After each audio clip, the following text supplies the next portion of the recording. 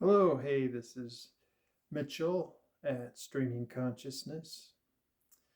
Um, you know, Today I wanted to introduce you to a meditation.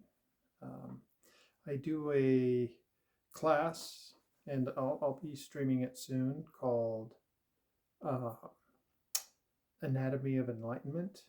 And in the class, we cover all kinds of things. I do a little bit of an overview of the Yoga Sutras of Patanjali. Um, Maybe not from a historical perspective, but from a contemporary.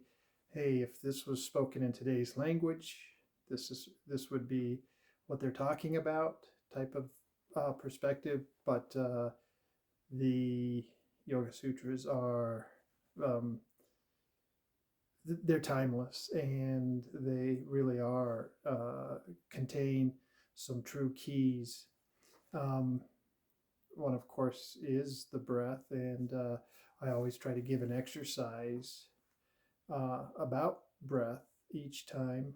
Um, I tie breath with the polyvagal system and mindfulness altogether. Uh, Breathwork, mindfulness, polyvagal, they're inseparable. But when you know what the components are and how it's working, you can go much further um, than, say, if you're just experimenting. Um, when the master says just sit quietly and follow your breath, the mind, if it knows what is happening and how to uh, say deepen with the breath, and how to affect your body by using the breath. And by that, I'm talking about the polyvagal system, about the parasympathetic and the sympathetic. Uh, all these are um, directly related to how we breathe and the different practices. All the different pranayamas um, uh, have direct effects on the polyvagal system. The polyvagal system uh, changes your uh, controls, manages what chemicals are released in your body. So you can have the stress chemicals of cortisol, adrenaline, those types of things, or you can trigger the release of the feel good chemicals, the endorphins and the serotonins. And that's what happens when you meditate. You begin to shift your chemical pattern, your chemical makeup. Um, when you're meditating regularly, you're moving your attention from the reptilian brain uh, up into the hippocampus and the prefrontal, and that's where uh, the endorphins are released. Um, so, uh, how do we do that? And what breath helps to trigger those releases? Um, and there's been a lot of different breath works uh, proposed and offered these days, and uh, boy, I don't want to really comment too much on them, but uh, it takes you maybe down some wandering roads. And if you just knew what you were doing with the different kinds of breaths directly, maybe you could facilitate where you want to go, because you're doing this breath work and they're claiming that this is going to happen. But if you know what you're affecting and what your particular symptoms are, then you can actually get there on your own without having to do all this experimentation, you can take the different components of each breath and put together your own particular combination of things to get you where you need to go, considering what you have going on. And you can always contact me if you want to do a session. I work specifically with all kinds of diagnoses. I've been working, interestingly enough, with a lot of sleep apnea types recently, but traditionally anxiety, PTSD, and then a real severe anxiety, lifelong anxiety. Even been working with people who have had,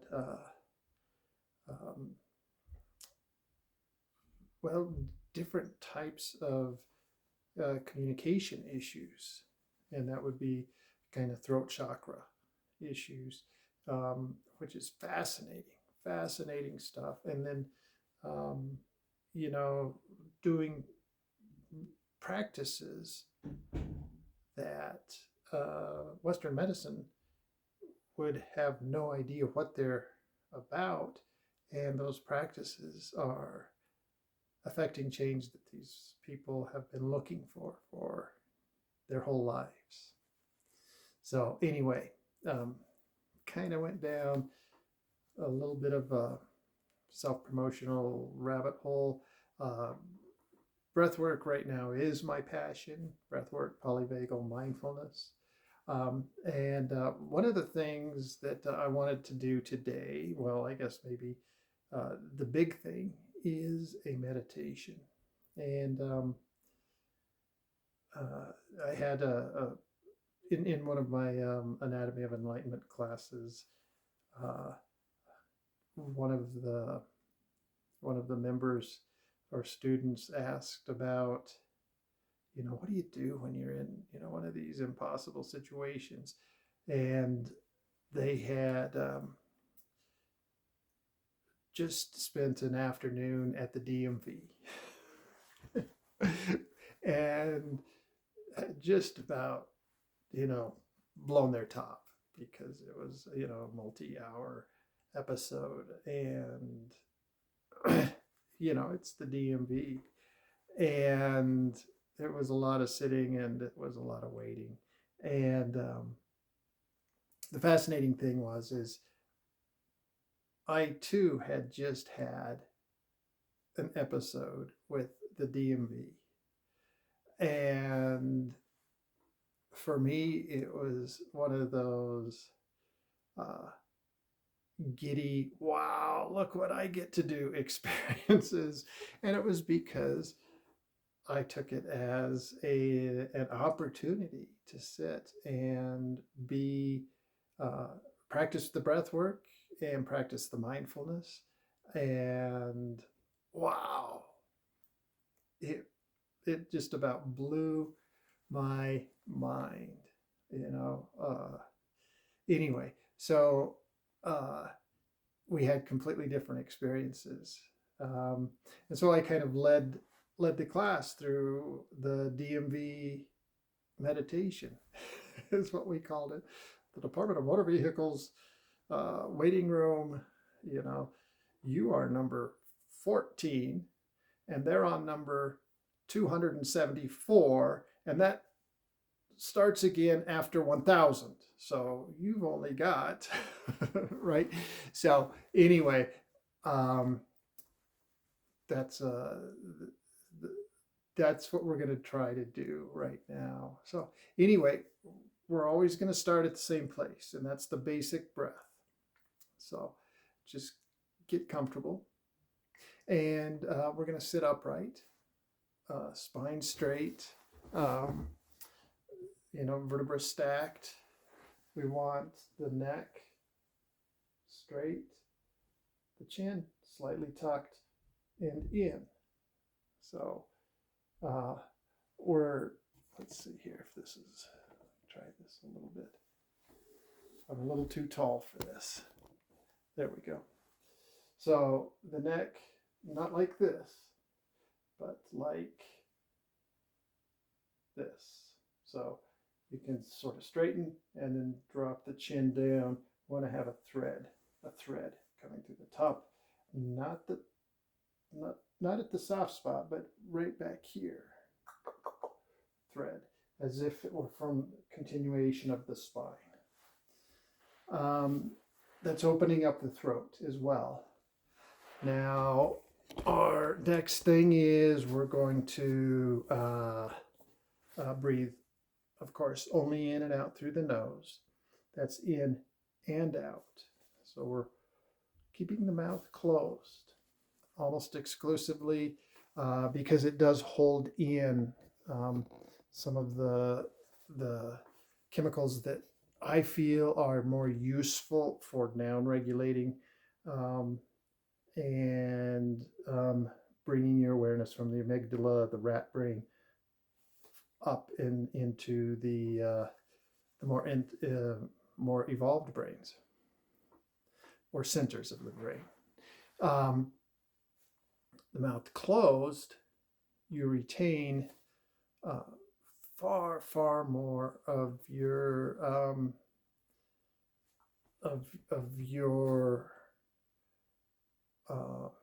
hydration. Now you notice you can steam up a glass with the mouth, but it's much harder to steam up a glass with your nose.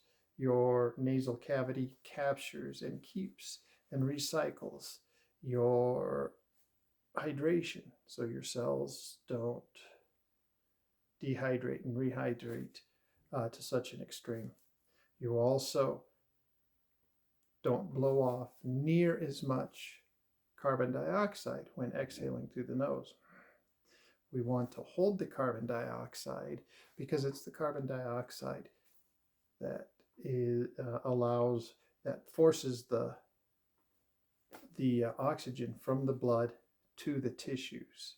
Now, maybe you'll say, well, you just breathe more. It's like, well, actually, typical American way of doing things, we actually overbreathe. And so we tend to be oxidized. Too much oxygen in the blood keeps the oxygen trapped. We need a certain ratio of carbon dioxide to be able to extract that oxygen from the hemoglobin into the tissues, the organs, the cells. So we want that nose exhale. Tongue is at the roof of the mouth, just behind the front teeth. This does two things. It pulls your epiglottis forward, opens up your throat, clear breath pathway, but also it's the first point in this polyvagal pathway is at the roof of the mouth. So you'll notice babies, what do they do all the time? They're sucking. And if you were to look inside their mouth, they're stimulating that point at the roof of the mouth, just behind the front teeth. And that is self-soothing, calming, and helping you to move up into the higher brain. So tongue to the roof of the mouth, breathe in through the nose, and our exhale through the nose is going to be twice, at minimum, twice as long as the inhale. Now there's all kinds of fancy breaths. There's box breathing, there's the 4-7-8 breath. We're not going to worry about those. Those are way too much to do a meditation to. It's really just inhale, 2, exhale, 2, 3, 4. Inhale, 2, exhale, 2, 3, 4. Inhale, 2, exhale, 2, 3, 4. And you'll notice there's a pause in between. So I don't really count the pause, but if you want to, you can. Sometimes counting can help to settle the mind, bring the focus in. But anyway, So let's just place ourselves in one of those super comfy government chairs at the DMV waiting room. And we're going to sit there. And we're going to kind of come into ourself first, right? We're not going to say, oh my God, there's 74 people in front of me. I'm going to be here forever. We got our number. We found a place to sit. And, maybe it's next to that really smelly person. Who knows, right? Let's just sit in that chair, not noticing much more than our breath. Okay. Now, I did kind of throw in that label, that comfy government chair. Well, let's try not to label either. We're in a place, it's warm, it's dry. And what more can you ask? And so I came in, I sat down, and just took a moment. And then I noticed the gal up in front of me to my left. And she had a little one with her, and the little one was crawling all around the chair and up and back into the seat and then back down, and then gone up grabbing something out of mom's purse. I had the phone, and just busy. But I'm sitting there, and it's 2 in, 4 out. And my awareness is coming in, passing through the heart center and down into the solar plexus. And I'm feeling the diaphragm lift and drop. Lift and drop. And it's lifting with the exhale. So it's exhaling, exhale, and dropping. And the little child is doing their little thing. The mother's on her device, doing whatever. And I'm breathing. And then I'm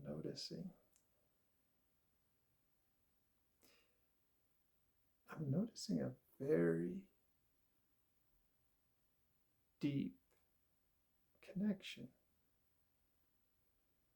with this person who is nowhere near who I am or what I have going on. A female, probably in her 30s. I don't recall right now. More likely, maybe a different ethnicity than myself. She looked maybe to be maybe of a different economic status than myself. All these things didn't matter. I'm putting names to it now. But what I was noticing was this humanity. And there she was, sitting in a chair, just like me. And here was this child who had so much excitement to be in a body that the child could not sit still. And there were so many curious things to look at. There was a video on the phone, but that was not enough. There was all these other people around. That was fun. There was the chair. There was the floor. There was mom's purse. There was the reaction of mom, every now and then, stuff. And there was the person next to him, and then there was this old guy back there just kind of sitting there with an odd grin on his face. And then there was another guy. Well, it was crowded. So there was the guy kind of in front of me and to my right, you know, work boots and dirty jeans and, you know, all that stuff. But at the same time, he was there too. And there was the one right next to me, you know.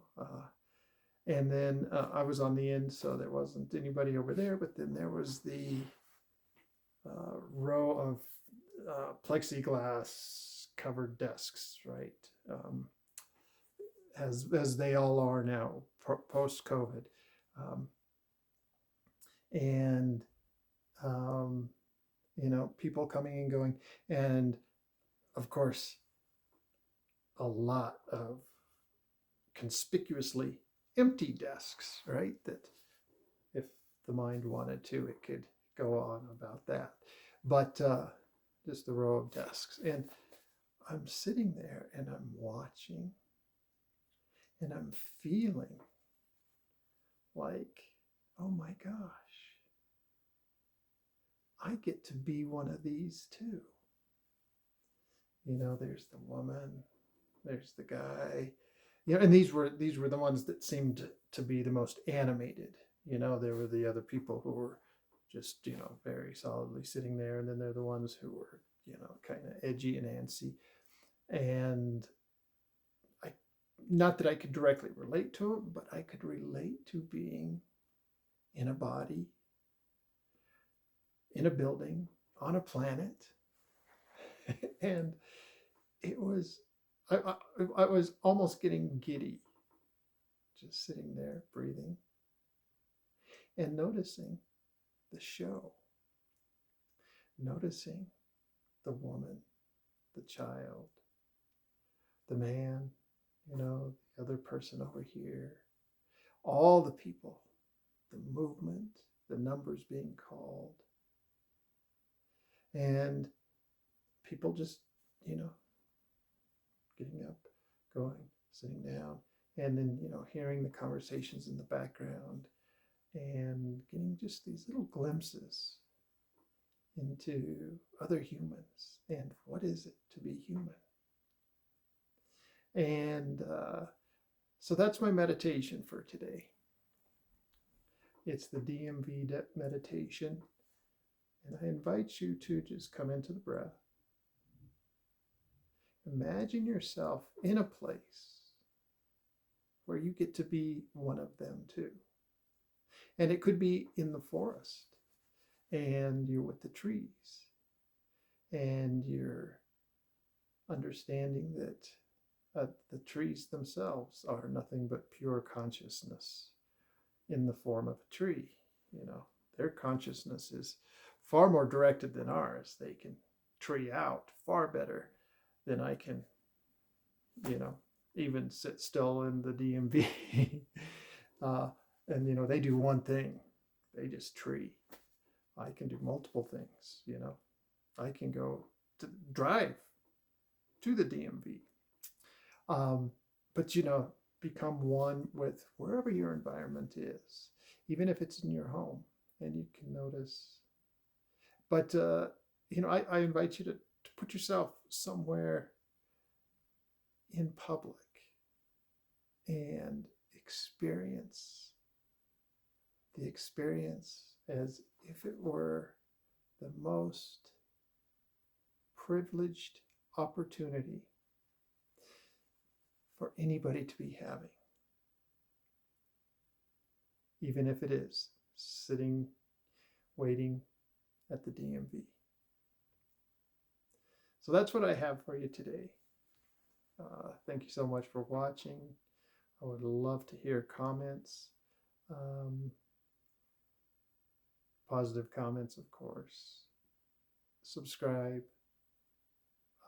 like, anything. I'm just wanting to get some feedback. I can do specific meditations if you would like, you know, maybe go deeper and actually guide a meditation. Let me know in the comments. Thank you so much. Bye-bye.